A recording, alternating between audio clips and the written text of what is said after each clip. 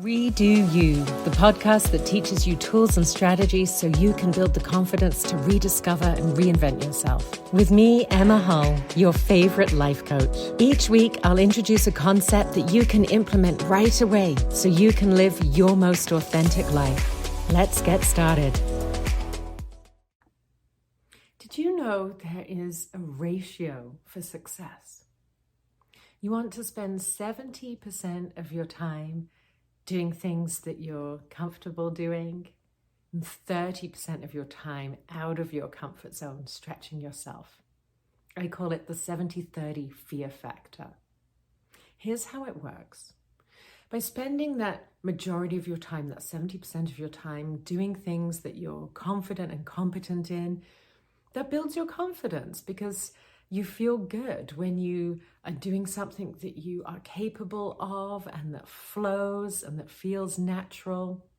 It feels good. And that gets all of those good mood hormones flowing. But if you stay just doing the things that feel good, you get stagnant. Things become boring. They become too easy. And that's where that fear factor comes in. So it's about spending 30% of your time outside your comfort zone. And I'm not talking about here, being absolutely terrified. You want to put things that are achievable, things that make your heart race a little, maybe make your palms sweaty, but not a full-blown anxiety attack. And so think about what are the things that are outside your comfort zone that you've been meaning to do, wanting to do, and have been putting off. Maybe there's a black run on the ski hill that your friends all say is really fun, but you've been too scared to do. Well, maybe you choose to do that. Perhaps there's an opportunity to give a presentation at work to a group of peers and you're really nervous about public speaking. Go ahead and do that.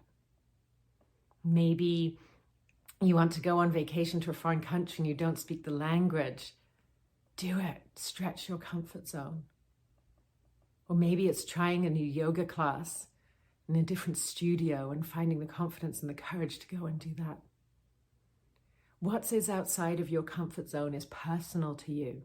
So take time, make a list. Think about 5 things that are outside of your comfort zone that you've been meaning to do or wanting to do.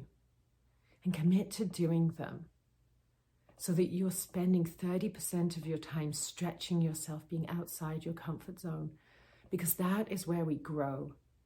When you feel resistance, when you feel that little flutter of, is that excitement, is that anxiety, that's where you need to go, because that is where the growth is.